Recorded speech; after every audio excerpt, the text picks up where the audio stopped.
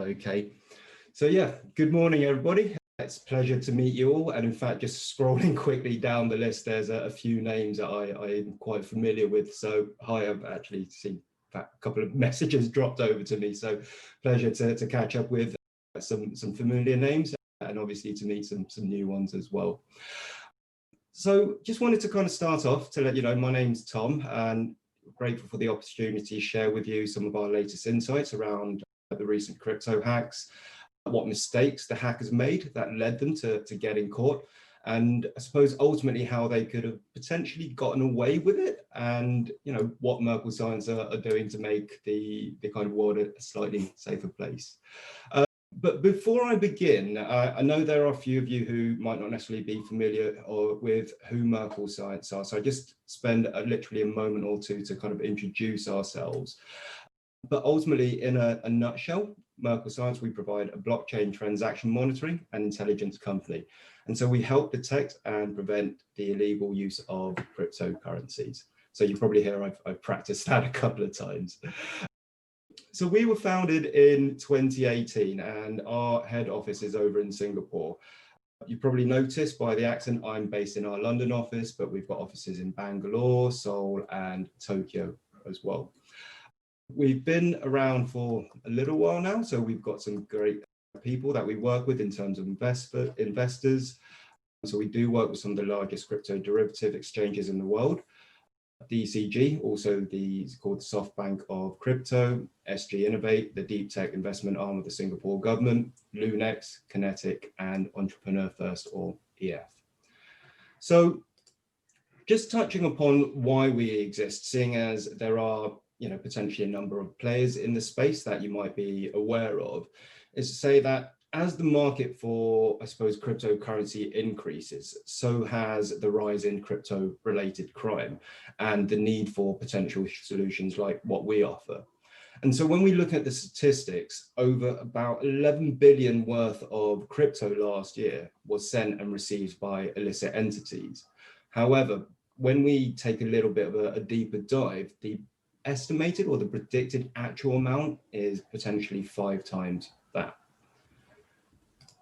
So in response to, I suppose, making the world a slightly safer place for everybody, we've seen a lot of new technology come in, and I'm sure some of you work in organizations that provide this.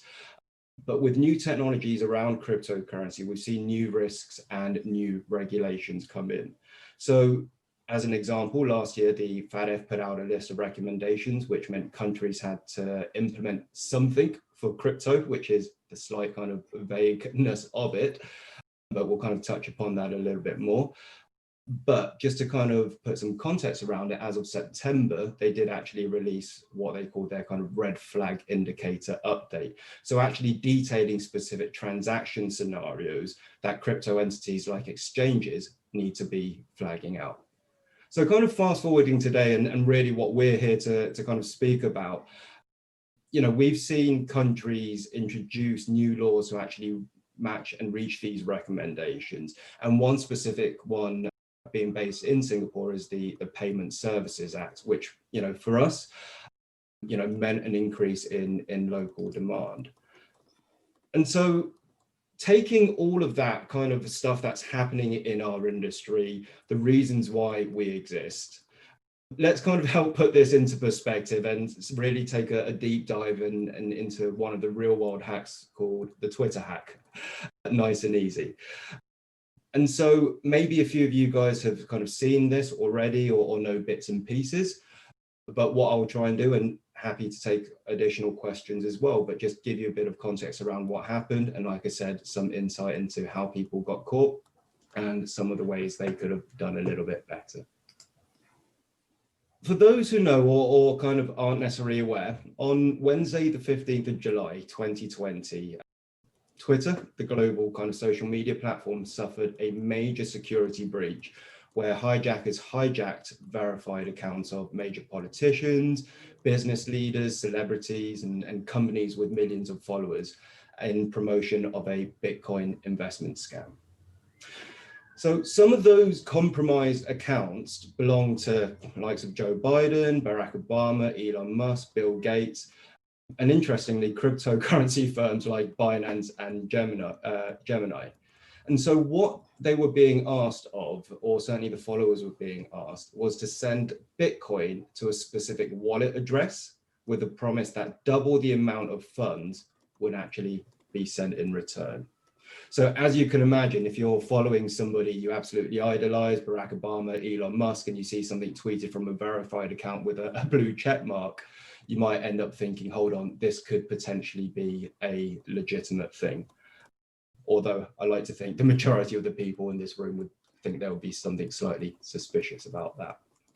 But ultimately, the hack or the scam, and like I said, we'll kind of talk about the definitions of this in a moment, but the hack took place over the course of several hours that day, and Twitter responded by preventing verified accounts from tweeting.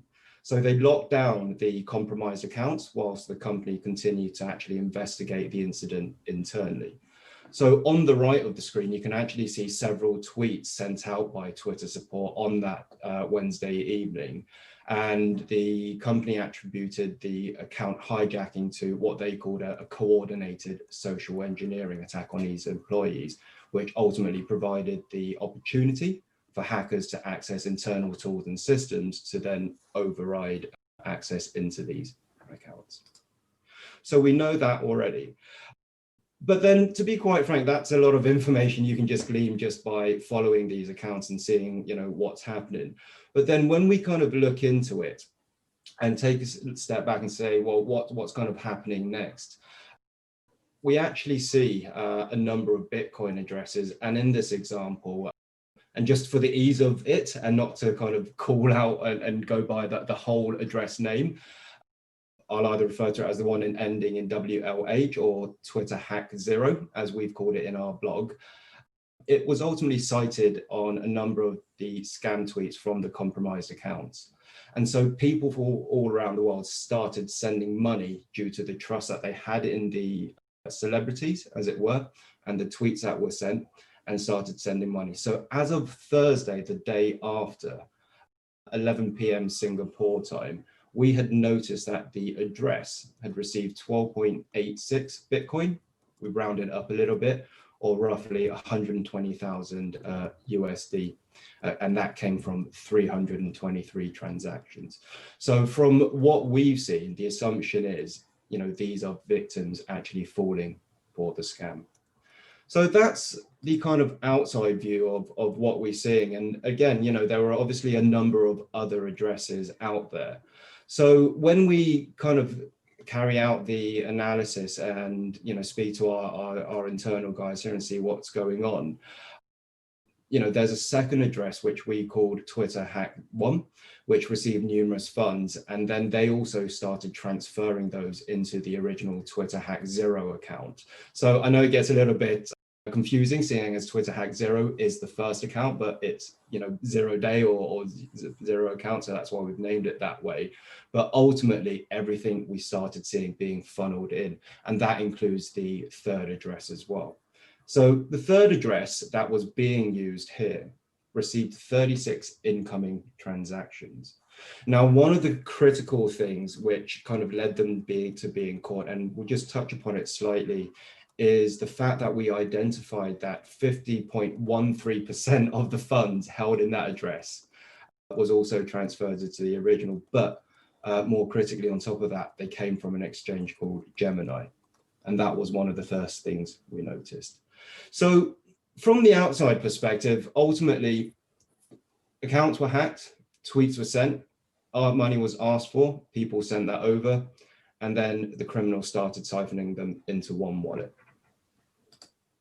Now, as you can imagine, most of the time, and I think maybe depending on where you joined us this session today, there was actually a pre-question at the start of it about kind of maybe, how is it being, is it possible to catch people? What is the impact on individuals and how quickly does that happen? But ultimately, as soon as the money's transferred out, whether it's through being tricked or unauthorized access to a wallet, the impact is there immediately. And for the typical person who buys Bitcoin believing that, for instance, it's untraceable and, people use it for illegal activity and whatever else, the usual mindset is, in a scam like this, the criminals have won. So ultimately, you'd be forgiven thinking that, in any instance, being involved in a hack or a scam, it could potentially be a lost cause. And, if you just do a quick search online, going back as far as, say, 2014, you can read articles about Mt. Gox and the ongoing litigation cases in terms of the recovery of the Bitcoin there. But that does somewhat lead us to these three lovely gentlemen. So as much as we've kind of set the scene on what happened and kind of the common understanding of, is it possible to recover assets? Should you be hacked or scammed? These three people are actually those behind the attack.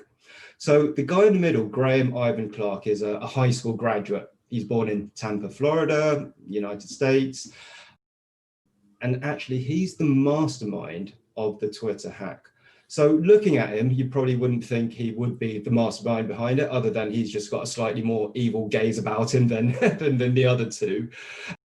But he was assisted by John Mason Shepherd from the exotic Bognor Regis on the left-hand side, as well as their other co-conspirator, Nima Fazeli, and who was also US-based. So these three guys carried out the attack. So to give you more context, what we actually need to do is really dive into what actually happened here, because we've looked at the surface of it, and now I'm just going to start. And please forgive me if it gets a little bit confusing. I'll do my best to try and be as clear as possible, but I will start trying to separate the use of the word hack and versus the use of the word scam and how it potentially negatively impacts our industry in terms of blockchain. So when we look at the use of the word hack here and what was hacked, coming back to the Twitter investigation that they conducted internally, it turns out Graham Ivan Clark, the guy in the middle, actually conducted a spear phishing attack. So this is where someone sends ultimately a number of emails to try and capture login details, and he actually targeted a small number of employees. So we're not actually seeing a hack here in terms of someone kind of cracking networks and whatever else and gaining unauthorized access. He's just thought of a clever way of stealing people's details. But the reason behind that was he was ultimately looking to gain access to the administrator panel. And so once in the administrator panel, it baffles me slightly, maybe it's just missed me. But one of the very valuable things on the Twitter platform is something that they call OG Twitter handles. So if you've ever signed up to it and you wanted, for example, a profile name such as @Tom or @Erica or something nice and short, it's probably already been taken up. So people actually sell these accounts on platforms such as oguser.com, which is where Clark was looking to offload these accounts, but ultimately they're worth thousands and thousands of US dollars. So that was the MO of where they, I suppose what they were trying to do in terms of getting access to the accounts. But from there, working as agents for Clark, both Shepherd and Fazeli sold the accounts on oguser.com. But at the same time, and this is really where things start unraveling for the team, Shepherd on the far side actually created another alias for himself on the popular chat platform called Discord. So he would actually decide to divert potential buyers from the original OG user forum, ask them to contact him on the Discord platform to make the purchase after buying one of these accounts from Clark directly and selling them at a potentially inflated rate. So what we didn't know at the time was the fact that Mason also owned that account or that alias on the Discord platform. However, once these three started to gain a bit of traction and a few sales were being made, Clark wanted to exploit the access to the Twitter admin panel a little bit more. And so he got a little bit greedy, and this is when he began taking over the high profile accounts as well. So at that point, he sent the tweets from the celebrity accounts, and it takes up to the point of seeing what was sent out and people sending funds in. So clearly, from what we've seen here, the fact that we've got pictures of these people, it shows that we've caught them, and it's not necessarily a victimless crime as of such, and things aren't as mysterious or as Wild West as some like to think the kind of blockchain or crypto world is.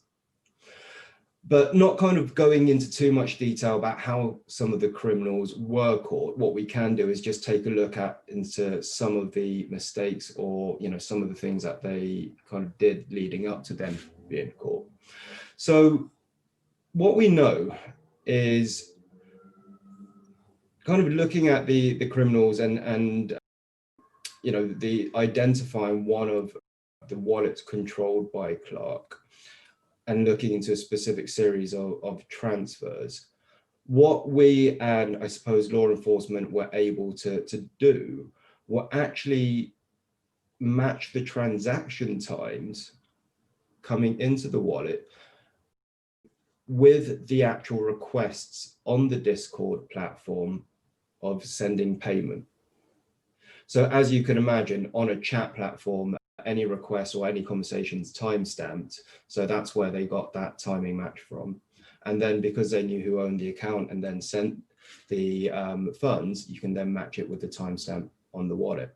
Now, on top of this, another one of the dead giveaways, which kind of helped, was the fact that some of the payments actually had notes from the users, clearly indicating that the payments that they were sending were actually for stolen Twitter accounts. I'm not sure if you were transferring money for illegal purposes, why you would put a note there, but they did. So for us, utilizing our Investigator tool further, we could actually display the entire transaction history of Shepard's wallet. And so an additional thing we identified is that he regularly sent payments to addresses located on the Binance exchange. So law enforcement agents contacted Binance, who in turn provided records which confirmed that they were also owned by Shepard, but also had the same email address listed for contact as well.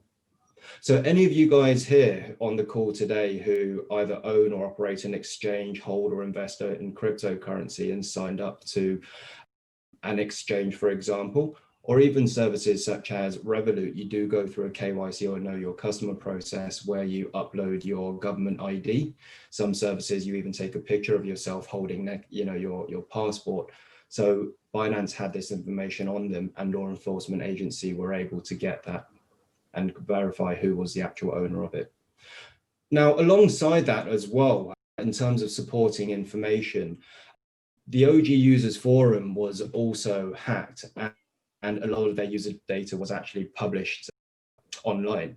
And so agents were able to use the data and the databases to track Shepard's activity history, his account name, and additional information such as IP addresses associated with his user account. So interestingly, the IP address on the OG user forum was also associated with another account that Shepard was later admitted to owning.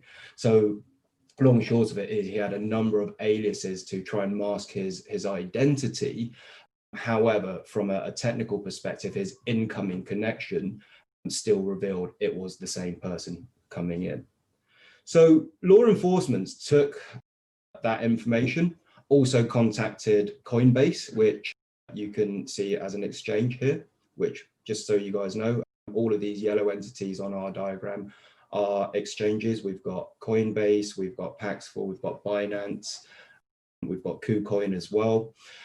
But Coinbase was also contacted, and they had also confirmed that accounts associated with the same email address had also been set up. So as you can imagine, they also provided the KYC details, including addresses, date of birth, and driving license pictures to the agents to identify who the owner of the addresses is.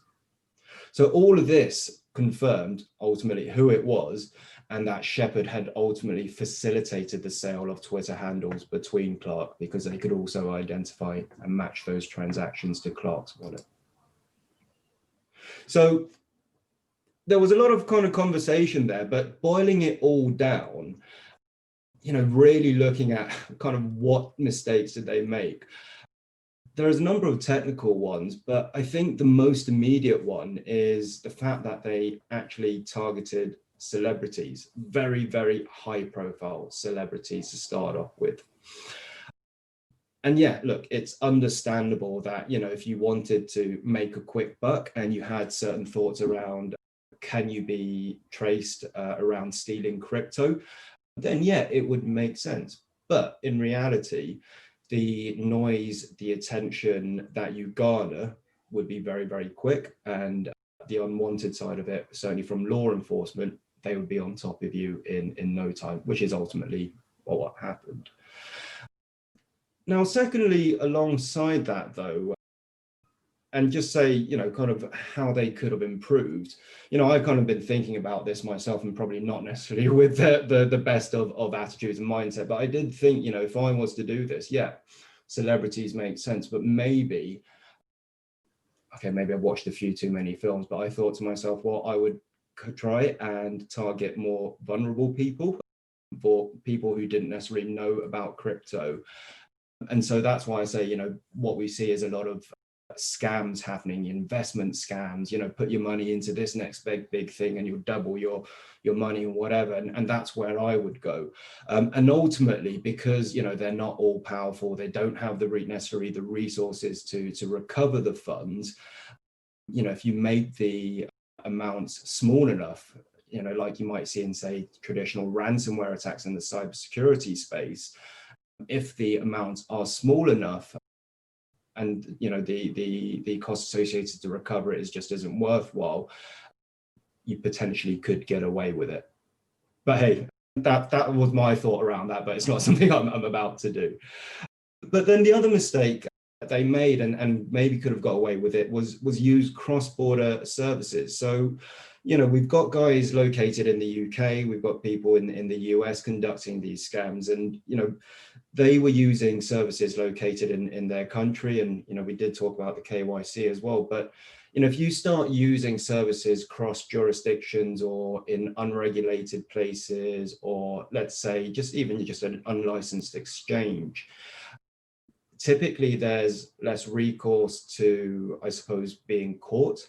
But at the same time, if, for instance, someone or law enforcement did want to kind of track you down, one of the biggest issues that these exchanges face is, well, if no one's asking them to, implement, or no one's necessarily forcing or enforcing, certain solutions such as AML or, certain checks in place to protect their consumers, even in the best of interests to try and recover funds, there's no way to do so. So, from my side, if I was doing it, maybe I'd look at some cross-border services.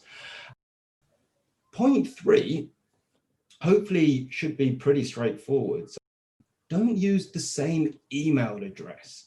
And if you are going to use an email address, for God's sake, don't use an email address that contains your name.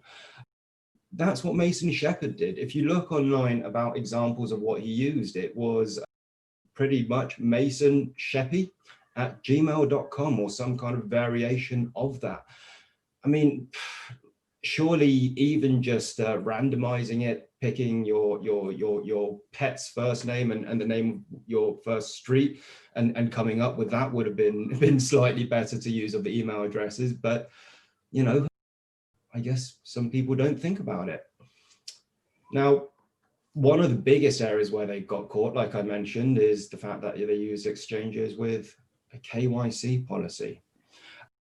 And so, as you can imagine, if you're looking to do something illegal, even, I don't know if I should say this, but, as a kid, I once stole some sweets from a shop. And I tried to even just cover my face like that, but at least make an attempt to hide your identity.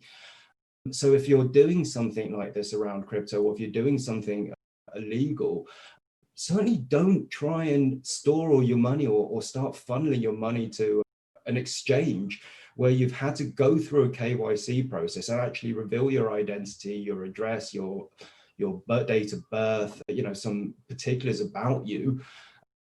because, you know, someone did come and knocking, they know exactly who you are. And alongside that, the anonymity piece, like I mentioned, look, they made a nice attempt in terms of hiding their IP, their accounts, and kind of hiding their identity. But, you know, if you're connecting in just through a standard direct internet connection, you're not going through a proxy server, you're not going through a VPN, and, you know, your IP address is going to show up.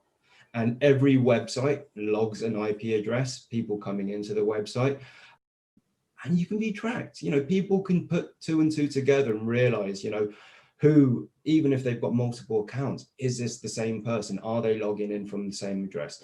So that, you know, when we come to try and collate information and join the dots, as we saw in the Twitter hack example, you know, very quickly we can work out it is the same person behind these accounts. Now, alongside that, these guys were also known on the dark web.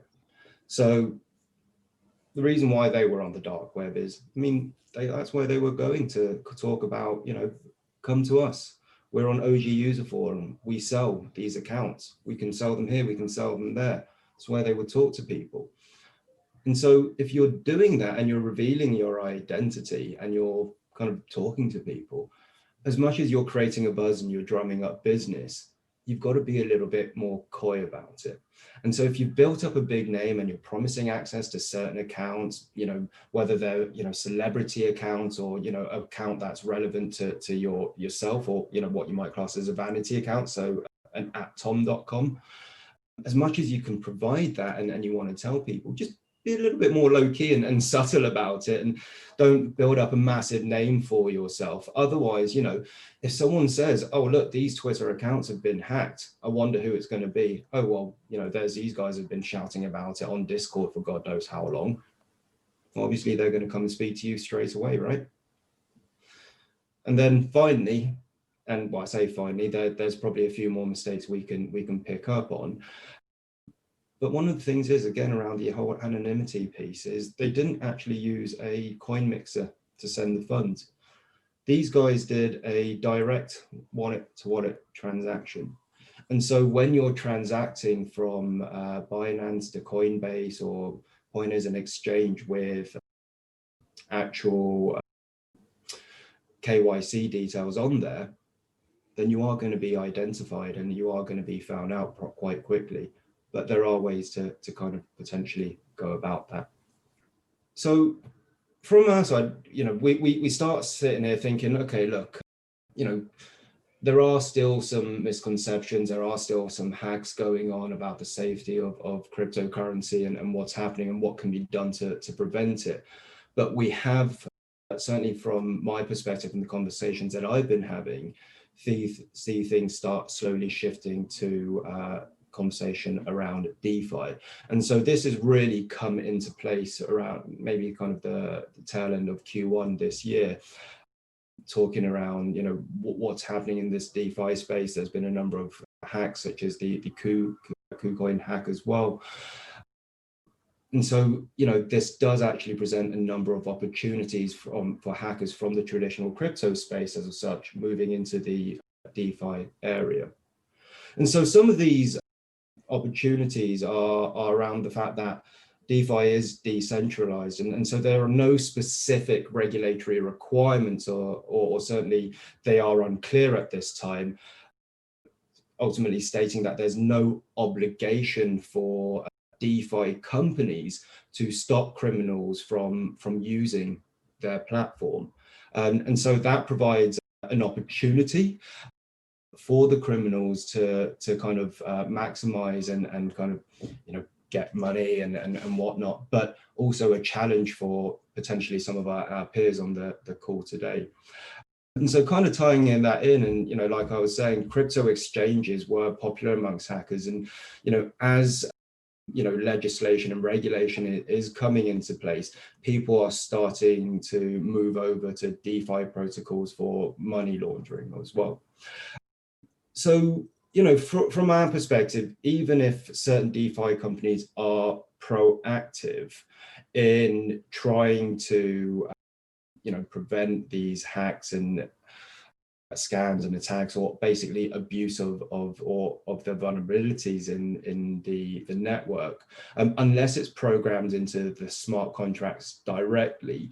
Generally, even in these scenarios, criminal funds cannot be stopped or blocked, and they can only be reported. So in most cases, it's not a theft or a hack. Like I said, it's more an exploitation of the vulnerabilities in the DeFi platform itself, where people or hackers as of such are manipulating rates or services into their favor. So from my perspective, I kind of position it or think of it as market manipulation through the use of technology and exploiting smart contracts. But at the same time, there's still a number of parallels as well. You know, the ability to hack hot wallets as well, people still not using multi-sig wallets and things like that. You know, those things are still open to abuse. But then, you know, some of the conversations around, and I think maybe a couple of you guys, and sorry, just say, I have noticed a couple of questions flash up on the screen, so I'm happy to kind of fill those with the help of Erica if they're kind of relevant at this point, but also pick up on them at the end as well. But I thought I'd just acknowledge that I have seen them. But, you know, with some of the hype around DeFi, certain buzzwords such as flash loans and yield farming as well, as exciting as it is being and kind of being able to invest in that. And I've got a couple of friends who have made a tidy profit in the earn.finance conversation and working with Uniswap. But alongside that, and kind of coming back to one of my earlier slides about why Merkle Science exists, is ultimately with new technology does come new risks. So with that, you know, criminals who use DeFi to launder funds, especially if there's no regulations in place, one of the questions that I get asked a lot is, well, whose problem is that to kind of deal with, and whose problem is that to kind of manage, fix, you know, provide a solution for? And so in reality, the regulations are ultimately unclear. But in terms of who it would be a problem for, is really looking at saying, well, obviously there's users who are going to be impacted. So users buying stolen tokens, so instance from the KuCoin hack, they face risk. Coders or companies behind the DeFi protocol who have built something that they genuinely believe in out of, you know, all good faith and ethics, have had their system abused, they would be, you know, have a problem with something like this, because ultimately from a potentially criminal perspective, they would be seen as an accessory to the crime. Well, I guess it's also a problem for hackers as well, because, you know, if you know their addresses are identified, or they're out there on a list such as the OFAC sanctions list or whatever, and it's out there in the public domain, no one's going to buy or swap, you know, hacked tokens with these addresses.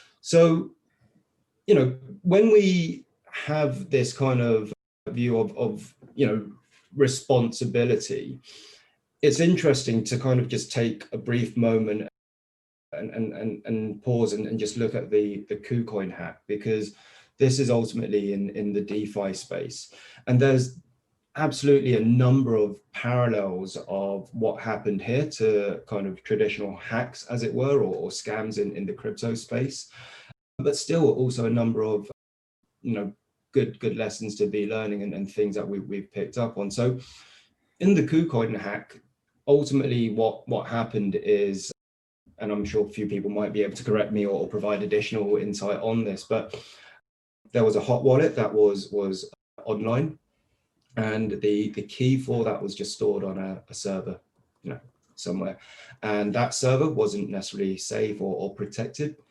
and an individual managed to gain access to that server, get access to the keys, take the keys, access the wallet belonging to KuCoin, and then transfer the funds out.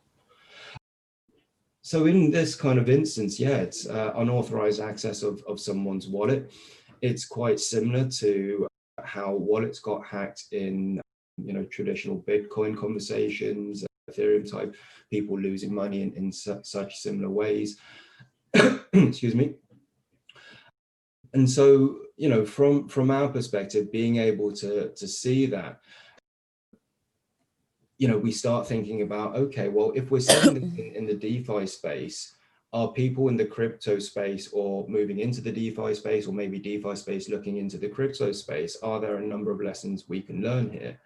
And one of the biggest shifts that I'm speaking to people speaking to me about, and I'm hearing as well, is people in the DeFi space are now interestingly pushing for regulation. So one of the things that we kind of interestingly would always recommend anyone we speak to alongside this is to say, make sure you've got a compliance officer, certainly if that's what your business does, because the worst thing to be doing is accidentally facilitating a crime that you weren't aware of and then being subpoenaed, potentially losing your business, who knows. So coming back to it, it's actually a problem for everybody involved, the users, the providers, and also the hackers. So should you hold crypto at all, if you want to get hacked? Absolutely. From my side, crypto is absolutely brilliant. It's a great way to diversify your portfolio. There are just as many risks associated with holding crypto versus holding potentially money with a bank or investing in any other asset that goes up and down, that could be hacked, whatever. My advice is always diversify. But from, I suppose, a slightly more kind of formal perspective, our recommendations are always use a reputable licensed exchange in a country that offers you some kind of consumer protection. From what we learn about the crypto hacks or people in KuCoin gaining unauthorized access to wallets, use a hardware-based wallet to store your cryptocurrency.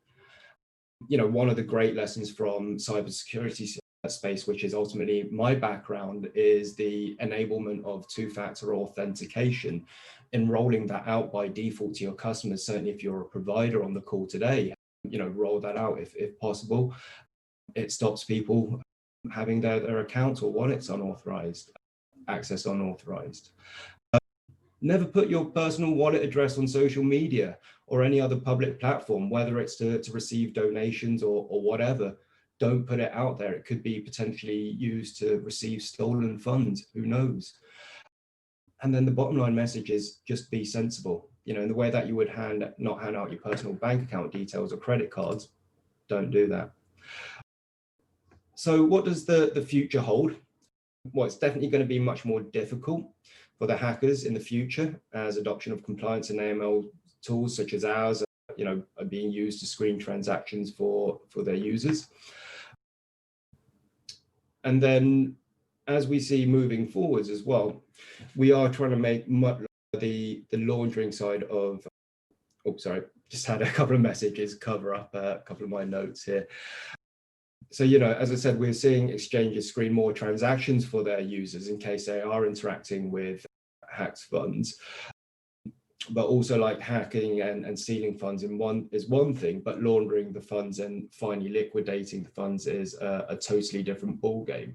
So, if we can make it more difficult to make that process to, I suppose, liquidate and access their funds in the real world, then ultimately what we're trying to do is put them off and reduce the risk for people to transact with cryptocurrency and make things a slightly safer space.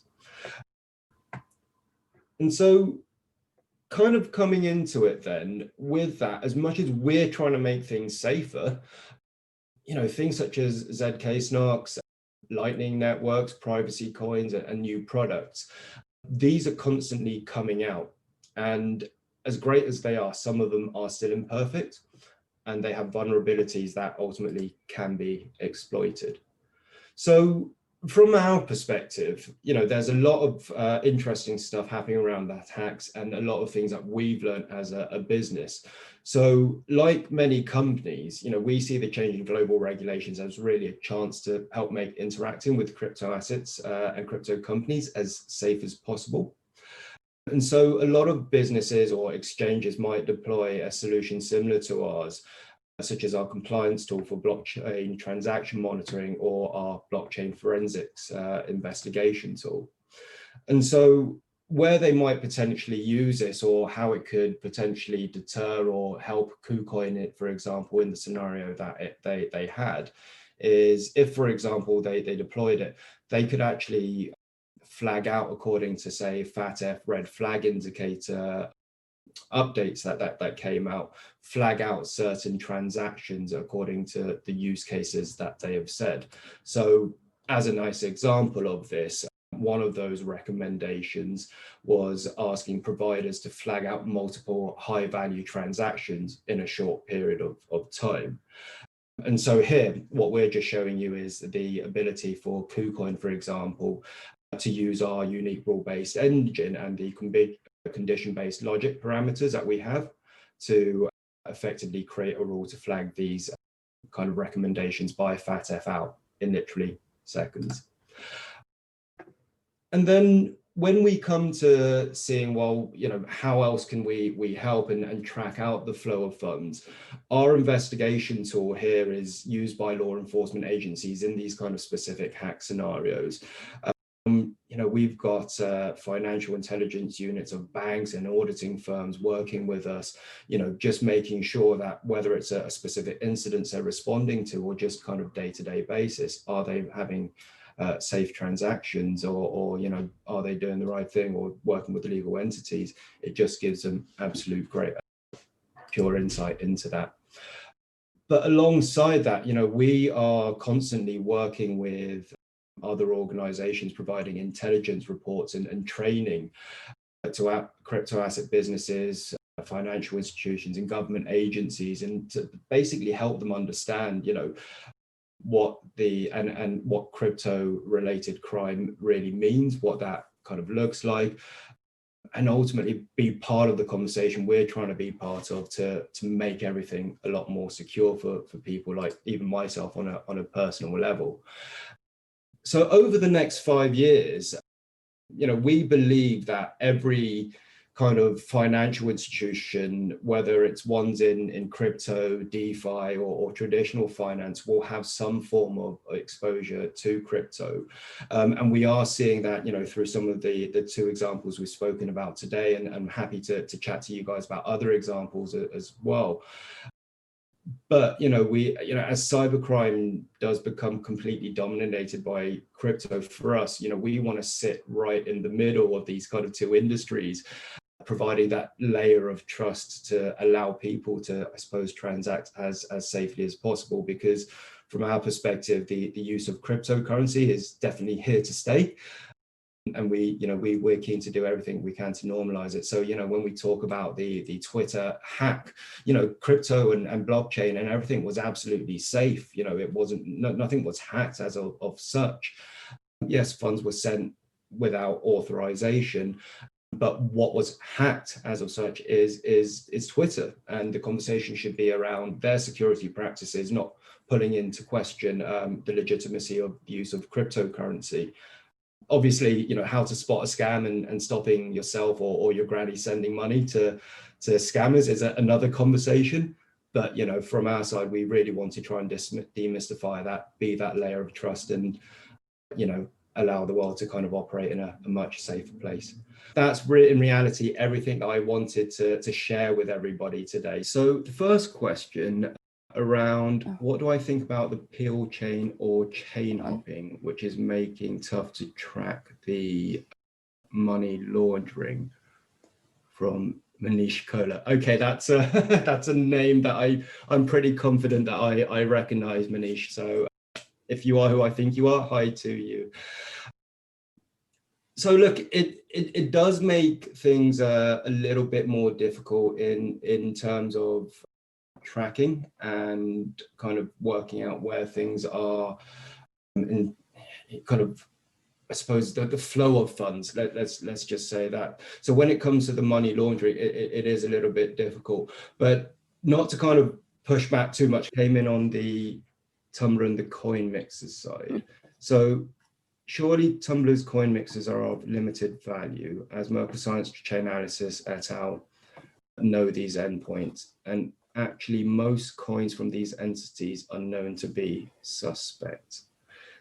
Yes, so that is correct. So from our side, and Chainalysis as well, I know they have identified these coin mixers. Now, interestingly enough, the reason why we mentioned it is, and I wouldn't say the coin mixer is a be all and end all, but one thing it does do is obviously it stops the identification of a direct wallet to wallet transfer. And so in that direct wallet transfer, obviously we can identify who the owners of these wallets are from a KYC perspective. But alongside that is to say that, passing through a tumbler changes the conversation of knowing that a specific Bitcoin had been sent, for example, to not tracking the physical asset, but to tracking the value of an asset. And so when it comes to legal and recovery, identifying a specific asset versus identifying the value or recovering the value of an asset is actually a very, very different conversation. So hopefully it's kind of given you a bit of insight, but my contact details are on the LinkedIn, the slide here. Just going back to basics, with the Twitter hackers, did they just honestly not think that they were going to get caught? Pretty much. I think they felt like they had put just enough measures in place to not get caught, such as creating multiple accounts, but unfortunately using the same IP address. And which is why, when you look at the pictures of them, I don't think they necessarily fit your typical hacker type profile, and winged it a little bit. Right. Okay. And one other question, you talked about the crypto exchanges that they used, and they're all quite big names. Why didn't they go for some of the more decentralized, smaller exchanges where there is no KYC? So I guess that's a very interesting question. I mean, from my perspective, is if you didn't necessarily know about exchanges that didn't offer KYC and you just put in a Google search of crypto exchanges, I'm sure some of the bigger exchanges are great at SEO and you probably just go with what you see. But then tying that in with some mindset or some people who believe that crypto is anonymous, they don't necessarily make the link or the connection between going through a KYC process, owning a wallet, and also, having and holding crypto within an unidentified address as well. So that might again be just ignorance, which made them think, yeah, that was cool. Thank you. Jeremy has just asked on your first answer to that, he said, unfortunately, I guess that wasn't intended. What was intended? Unfortunately, about them not knowing also. Yeah, no, it wasn't intended. And on that note, I mean, if that's ignorance, is another personal question of mine. I've always wondered with the dark web, where you've got people sending Bitcoin to buy drugs and to buy other illegal things. Do they not think about that Bitcoin being tracked? So they don't typically think about it being tracked because, again, typical understanding around the dark web is it's, again, not as anonymous as potentially it could be. Your activity isn't tracked, which is why a lot of illegal stuff happens there. So if you have a mindset like that, you might be just slightly ignorant in thinking everything in there is safe. But if you've done any amount of digging, anyone who is serious about doing criminal activity on the dark net typically goes through some kind of secure or private operating system, through a proxy, through a VPN service, even running things on a little Raspberry Pi device, and then connecting to it that way. But I don't think these guys did at all. No. Interesting, thank you. Adita is asking just a quick question. Are the hacked Twitter accounts still held within the dark web and likely for resale? Right. I'm not really sure. I need to get an update on that. Are you looking for an @Dieter Twitter address? I don't know. I need to get an update on that. Oh, so the site that you mentioned a website earlier where the OG Twitter handles are for sale. Is that all on the dark web? OGusers.com is actually on the World Wide Web. Okay. Available, but there are other accounts and other things that you can purchase through those guys on the dark web. Okay, no, thank you.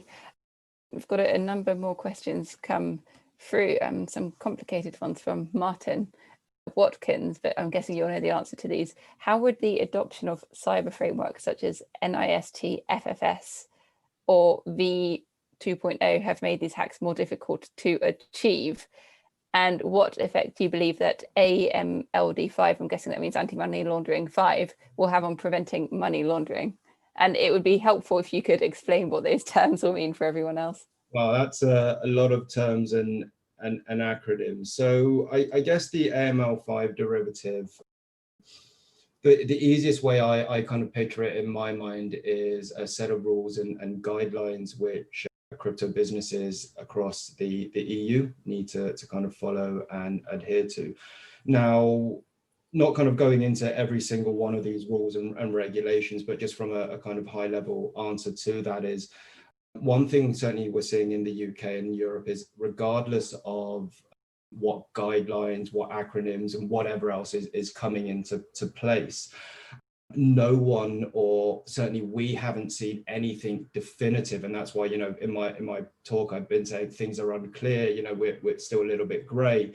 No one has come out definitively to say you need an AML tool or a transaction monitoring tool, for example. No one's come out to say definitively you need X, Y, and Z.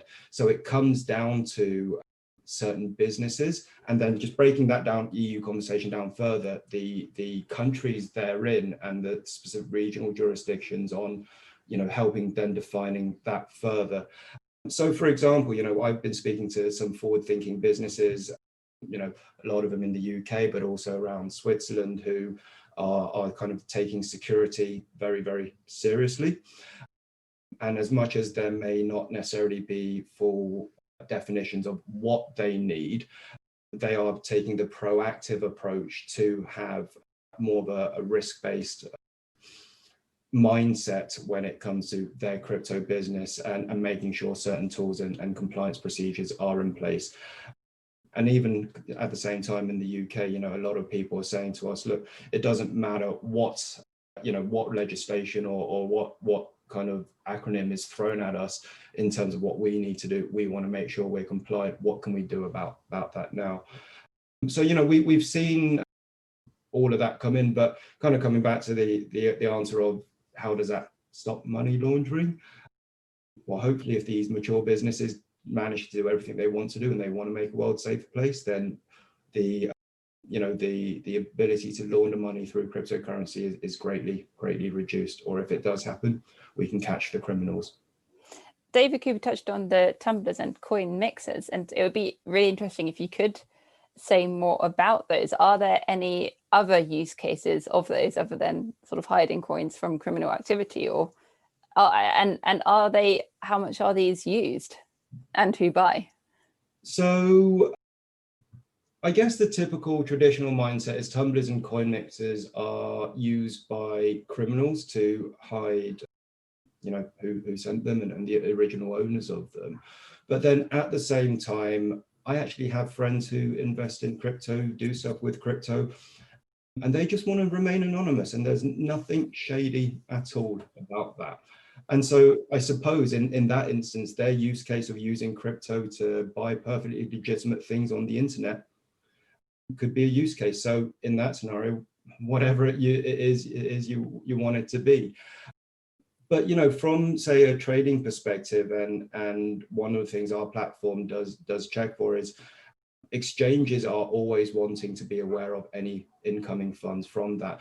So whether it's flagged off as a high or critical risk, it probably won't be, but they will probably at least flag it out as something to be cautious of and keep an eye on. Cool, thank you. And Benoit is asking, following SARS to the NCA, which law enforcement would recommend to reach in the UK to engage with exchanges where stolen cryptos have been sent? That's the second last question in the chat, if you can make some more sense of that. Following which law enforcement would you recommend to reach for exchanges to engage with? That's an interesting one. So for us, the initial one, in fact, someone's just spat out some of the answers there. The FCA or the police is where we would go. Now, typically, for a crypto business, they would need to report it to the FCA.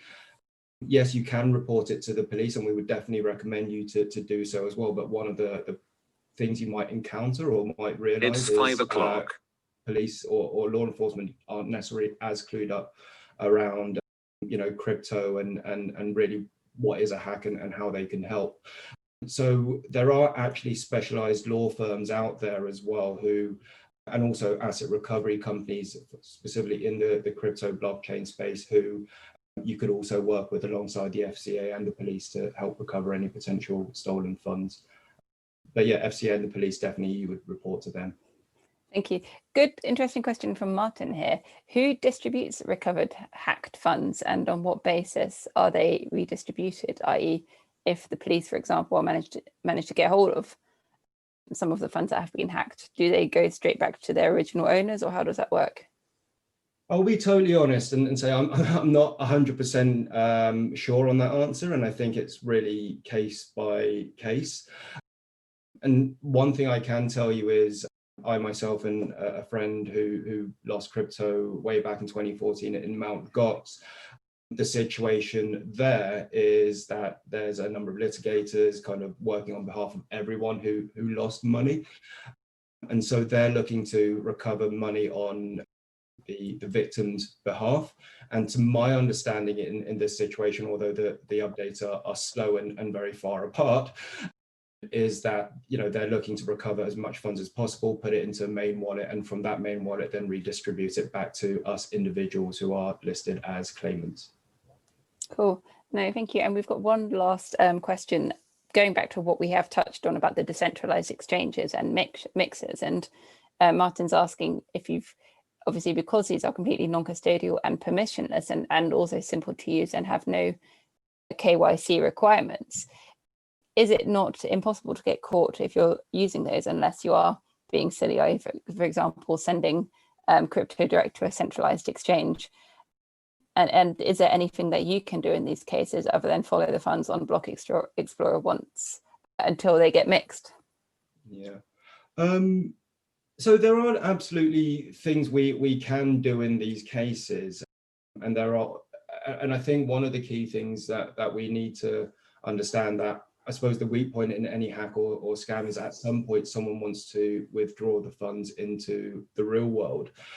And should that happen, or as part of that process, it will go through an entity where an individual is identified. So from that perspective, trying to catch someone, it's not always necessarily going to happen in the time frame you want, but the person will pop up at some point. It's just dependent on how long you're willing to wait.